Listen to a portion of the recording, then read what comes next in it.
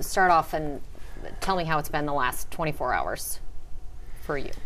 Well, you know, last weekend was really tough for everybody, and once you get that under the semblance of control, it was really important to hear from the citizens about their frustration. I mean, I grew up in the city. I love the city, like everybody else does, and it brought back vivid memories, not just of Katrina, but when I was 17 years old in the May of 1978 flood. I vividly remember walking through water from high school, picking up my little brother, Maurice, and carrying him on my shoulders home, and then going to get my grandmother in a pirogue. So they brought back, I mean, stuff right away. So I understand that, and I feel for the people of the city. And I watched that entire public hearing, and I thought the council did a really good job. What was really disheartening to me was to listen to the folks that work for a Sewerage and Water Board not be clear about what the facts were, because it really gets people confused about a lot of stuff, and it's important to get them correct. That particular event last weekend, when you get 5 to 9 inches in this city in a small space in a short period of time, the city's going to flood, even if our pumping system was operating at full capacity. But it adds insult to injury to figure out that it wasn't operating at full capacity and people saying it is, and not having a clear understanding about what our risks are. So we really were excited about trying to get into an after-action report, and then all of a sudden, you know, you get a kick in the gut and somebody calls and says, well, we got another problem. And then we got a third one this morning with the National Weather Service saying we're going to have an overactive hurricane season. And so out of the abundance of caution, the first thing I wanted to do was to make sure that I could put my eyes on the space and be with the people. So I went out to the Sewerage and Water Board plant last night and talked to some folks because I wanted to check their information. When you get in situations like that, sometimes people underreact, sometimes they overreact. But this was another serious threat, because one place you really never want to get is in a vulnerable space that if you can control it, you're not controlling it. And of course, redundancy is really important in storms, and I speak about this in every emergency operating meeting I have. Make sure that we have redundant power for the pumping stations. And in this instance, what happened was the last, piece of equipment that we had went down because of a fire. And so I learned at that moment that what the situation was. It might have been about 10:30 or 11 o'clock last night about that had happened, and it wasn't until about 11:30 that I really was able to opine that I considered this to be a situation that needed to be remedied immediately. So of course I opened up the emergency operating center. I signed an executive order making sure that everybody had the power to do what they needed. I called the governor. He and I spoke about 1:30. As you know, we had a press conference, I think, around 2:30 or 3 o'clock, and then we did another one at 6 this morning. And then I went to the Sewerage and Water Board meeting at 9, and then, of course, we just had the event today for the purpose of just communicating to the public how important it is to just be aware and to be vigilant without panicking. And, of course, that's a tough thing to do given the circumstances that the city's in right now. I've covered this city for 11 years now, and I've covered flood after flood. You know, when this happens, and we see Sewerage and Water Board and city officials saying the same thing. I even memorized it. It's an inch of rain the first hour, half an inch of rain every hour after that, and the pumps just can't keep up. That's what we've heard for years. My question, and I think the question of a lot of people in this city, is going to be, how many times was that not the whole truth? You know, is this a unique situation that we're in, really? No, I don't. I think, again, I'm not an engineer. I think from an engineering perspective, it is true that when the pumps are operating. Now, you know, it's interesting when you talk to Sewerage and Water Board people, now you know their full capacity and my full capacity are not the same thing.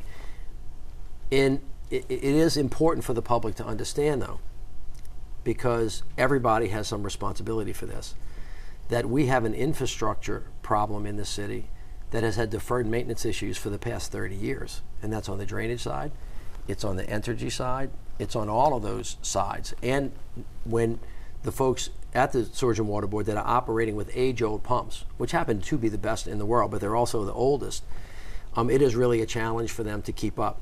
That's not an excuse for them not giving us forthright information. An after-action report will indicate what they knew and what they said and whether it was intentional or whether we were just having a miscommunication. But clearly, the public thought immediately after last week that we had more capacity in terms of pumps working and power surging than was articulated. The second problem is that I still have not concluded that I've seen all of the information about what actually happened, and I don't think until we review all of the logs, or somebody who knows exactly what the logs say, will be able to tell us what that is. Putting that issue aside just for a minute, because there'll be an after-action report, the system needs redundancy in it. Now, we have one turbine down that we knew was going to be down, but two went down by force of overexertion over the past couple of storms. So you still have these major acts, you know, of storms coming in and these things over-stressing themselves, which caused it to be out. That is in very many ways understandable. What is not understandable, and what really has me bothered about this particular event, is that someone at the Sewerage and Water Board didn't ring the bell and said, the mayor tells us about redundancy all the time. We are now at potential risk. Can we have backup generators that should have been here already? And that is the thing that bothers me the most. All the other stuff can be understood, even though it's an uncomfortable situation, but I don't like that. So as a consequence of last week and as a consequence of what happened last night, I've signed an executive order. The governor's now signed an executive order, the effect of which is that we can act really, really quickly to make sure that we bring in the kind of power that we need. Now, we have 14 2-megawatt generators coming to the city as we speak that are going to stay here until the other turbines come back up and or until after hurricane season is over, so we can make sure that we have capacity. We're also going to sign emergency contracts to continue to work hard to fix the pumps in the pumping stations throughout the city that are out and hopefully get them back up more quickly. We're also going to bring in a third-party manager for the Sewerage and Water Board immediately, and we're also going to do a third-party review. So they're two big pieces. What was happening inside and how well is that working, and then what's really the overall stress on the system, so we can tell the public what I think we kind of should know is that we have a lot of work to do and it's going to cost a lot of money, and that there's no way that we can give you a 100% guarantee that you're never going to get hurt. I mean, I think there are a lot of questions about what were you being told, what was Ryan Burney being told, what was Cedric Grant being told about the state of the pumps? I was told, and my staff was told, I'm clear about this, that we have a rain event. It's a serious rain event, but all the pumps are operating at full capacity. That's what we were told. Is that what you're always told in situations like this? No, not necessarily. But again, this is I'm going to give them the benefit of the doubt for the moment, just to make a bigger point. What their full capacity and what my full capacity means are evidently two different things. All the pumps operating at full capacity means all of the pumps in all of the stations are operating at full capacity. Evidently, that's not what it means to some people at the Sewerage and Water Board, but that's what it means to the public. Evidently, their view of this is that, well, we have pumps down all the time because we have more pumps than we need, and we don't need all of the energy all of the time. And I'm supposed, from an engineering perspective, that might be true. But that really wasn't even the whole story that we're finding out now. We're coming to find out that in the two critical areas where there happened to be this deluge in a very narrow space in an intense time, which is going to overburden you anyway, that some of those pumps were out. And so that can't be all of the pumps all of the time. And that's a real problem in terms of how you communicate that to the public. Now, would it have changed the amount of rainfall? No. Would it have changed the amount of flooding? No. Would it have changed the length of how long the water sit? Maybe. Would it have changed the height of it? Maybe. How much?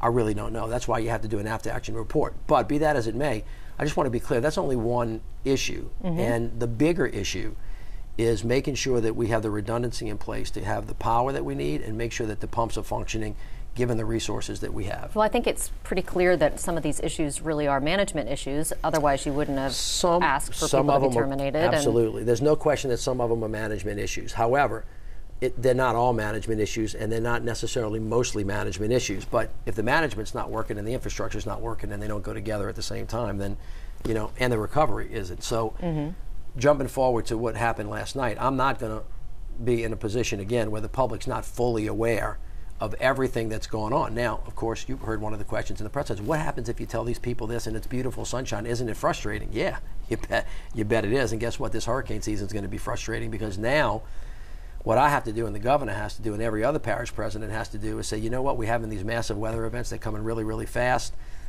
We have to really kind of make the best call we can about burdening people about when to leave and when not to leave. And that is based on whether the system is working well and how much, which is why credibility is so important, which is why we're going to have a complete overhaul of how the Sewerage and Water Board works, because even though it's not all management, if some management's not working, it can be a critical failure for the system. This contract to repair, these pumps that are out for repair, the 4 pumps that are being worked on. I mean, that's a contract that, was led by Cedric Grant. I didn't realize until recently that he's able to issue contracts up to $1 million without going to the board. Is that something that needs to change? Does there need to be more oversight there to say, hey, maybe now is not the best time to fix or to overhaul these pumps? No, well, I think there's some lack of clarity around this or misunderstanding. One of the turbines was purposefully taken out and has gone through a massive overhaul that has been planned for some long period of time. I don't think it's accurate at the moment. I stand to be corrected when we find it out that the other 2 were purposefully put out. They were put out because they were overstressed and they broke. Oh, no, I'm sorry. I was talking about pumps. You're talking about turbines. Yeah, I'm talking about turbines now. I'm sorry. No, that's fine. In terms, so when there was an article in the paper today that said, well, it's not a standard practice to take them out. Well, of course it's not. But that's not what happened here. What happened here is they got overstressed and they broke, which is why we signed an emergency order to fix them. Now, I also asked them today to see if we can double down on that emergency order to get them fixed sooner rather than later. On the pumps themselves, I don't have enough information yet to opine about the strategic reconstruction of which pumps were out at what time. I mean, a perfect storm of awful things happened last week in terms of the 4 pumps in Station 6 being out. I will say this about Cedric Grant, whatever people want to say about his decisions last week and what he knew, and he's going to have to answer what his subordinates told him, and not, he may have been in the dark as well, or he may not, I don't know. But Cedric Grant has been a long-standing employee, both of the state and the city government, and he is honest, the most honest public servant that I have worked with in terms of procurement. I have no reason to doubt Cedric Grant's honesty and his desire to do the right thing. There were some mistakes made that were last week. He's going to have to answer what he knew and he told him, but I know that he was relying on some other folks as well. Be that as it may, the buck always stops at the top. And it's clear for me as the mayor of New Orleans to send a dictate down that there are no circumstances under which we should mislead the public. If we don't know something, say we don't know. If we know the answer, even though it's going to hurt, tell them what the answer is. And I'm telling the public right now that I don't have any confidence in the information I'm getting from the Sewerage and Water Board because I haven't personally read the logs.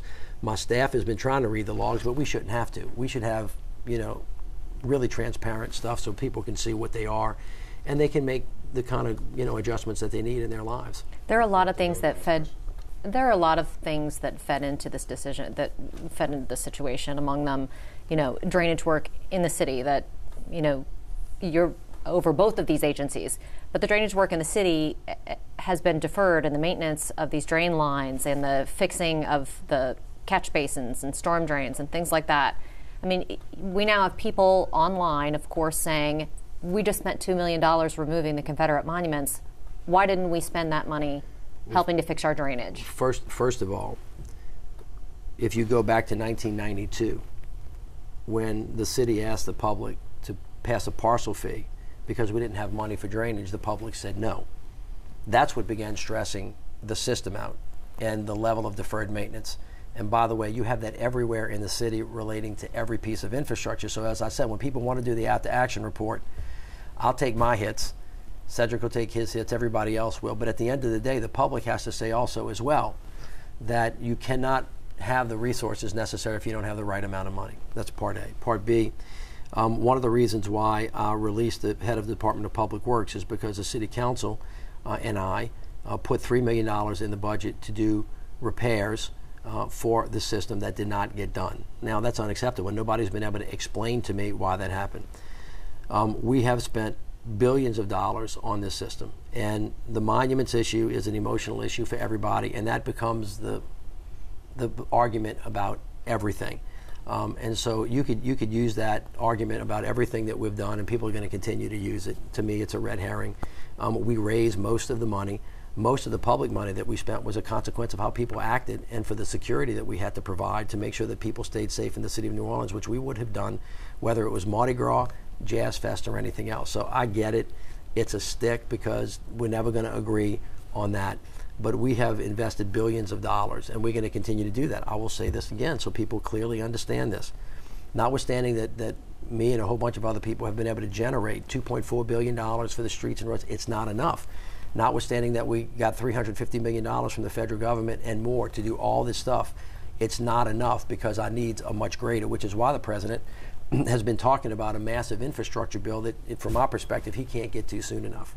Now, Lisa Martin, obviously you asked for her resignation. What is the status of Ryan Burney? People say, you know, he was saying the same things on the news that we heard from Cedric Grant and that we heard from her.